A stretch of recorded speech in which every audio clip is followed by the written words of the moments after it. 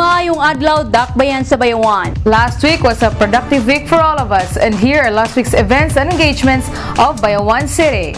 First on the list, this March represents a significant milestone in the ongoing movement towards gender equality and advancement of women's rights. Bayawan City is proud to join the rest of the nation in commemorating National Women's Month with the theme We for Gender Equality and Inclusive Society. The said event was officially opened last March 8 at the Legislative Building with a motorcade featuring numerous women's organizations and associations from Bayawan City. During the said event, Mayor John T. Raymond Jr. gave an inspiring speech in which he pledged that Bayawan City will continue to work towards supporting all programs for the continual development of every woman in Bayawan. Different activities are lined up for the month-long celebration of National Women's Month. Last week, various cooperatives and associations received their soft loan from the local government unit of Bayawan through the City Cooperative and Manpower Development Office. One of this is the Nangka Agrarian Reform Farmers Cooperative, which was formally handed over by Mayor John T. Raymond Jr. and Geraldine Capulso, the officer in charge of CCMDO, on March 7. The loan amounts to 500,000, which is payable in 3 years with 0% interest, where the fund comes from the financial assistance to cooperatives, from the financial assistance to cooperative, POs, and farmer organizations in Bayawan.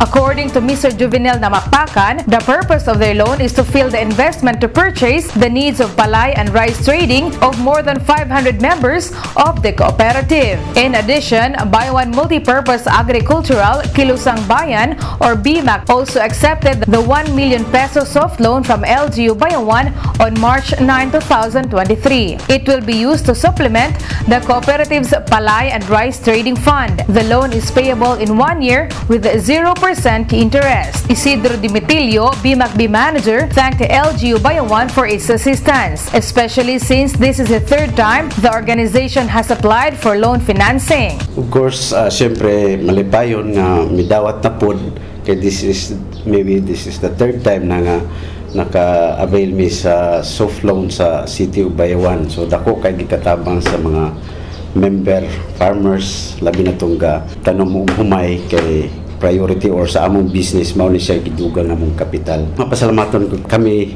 sa BMACB ni Mayor Jack nga dako kayo og gikatabang gyud ang maong 1 million para sa operation nga dugang sa BMACB. The Kalamtukan Farmers Association also accepted their soft loan valued at 400,000 pesos, which will be paid by the association in 4 years with 0% interest. The loan will be used by the cooperative for herbicides, pesticides, and aggregate supply retailing on the farm. Also, 100,000 pesos grant from LGU Bayawan was also received by Nagwaling Community Farmers Association in Barangay Dawis. The grant will be used for the cattle fattening project of the association, which will benefit 4 people. Geraldine Capulso, the officer in charge of the City Cooperative and Manpower Development Office, urged the registered co-ops in the city to take advantage of the local government's assistance. So atong giawhag ang mga pundok nato ron nga lehitim mo, meaning they are registered and being recognized. When you say registered, recognized, and active ganita na agud tay kanang nagsubay kita sa matad tuig nga mga report or mga dapat natong i-submit sa opisina sa City Cooperative and Manpower Development Office. Ako silang giaghat sa pag-avail sa mga assistance nga gipahatag sa atong syudad. This program is just one of the initiatives of the local government to help the various groups or associations in the city. Another on the list, on March 9, 2023, a total of 5 heavy pieces of equipment were delivered and ready for deployment in different barangays of Bayawan City. The blessing ceremony was conducted at the City Engineering Office to formally hand over the equipment, which included 1 boom truck, 1 tractor head, 1 bulldozer, and 2 dump trucks. trucks. City Engineer Eric Torres, speaking on behalf of the Engineering Department, expressed his deep gratitude for the arrival of this equipment, which will significantly aid in addressing Bayawan's road problems. This equipment plays a crucial role in Mayor John D. Raymond Jr.'s Road Networks program, particularly in improving city roads, especially in the hinterland barangays of Bayawan City. Atong mayor gyud naghatag gyud og dako kayong tabang no sa engineering karon, especially sa to equipment. So nagpasalamat ni, and then naminaw siya, and then actually siya mismo ga-encourage nato nga mo puno og dagang equipo. This will really address sa atong problem sa kadalanan. So sa administration nato karon, dagang salamat, and then I know na apay mo abot, and we are willing gyud nga i-accept and to take the challenge kung sa ihatag sa mo. Another on the list, the City Veterinary Office, led by Dr. Saturnino Dayanan, conducted an emergency meeting with all the stakeholders, including meat vendors and members of the Bayawan ASF Task Force on March 9. This is to discuss the spread of African swine fever, as the Department of Agriculture has confirmed an outbreak of the disease in Central Cebu Province. ASF is a highly contagious and deadly swine disease that can affect both farm-raised and feral pigs.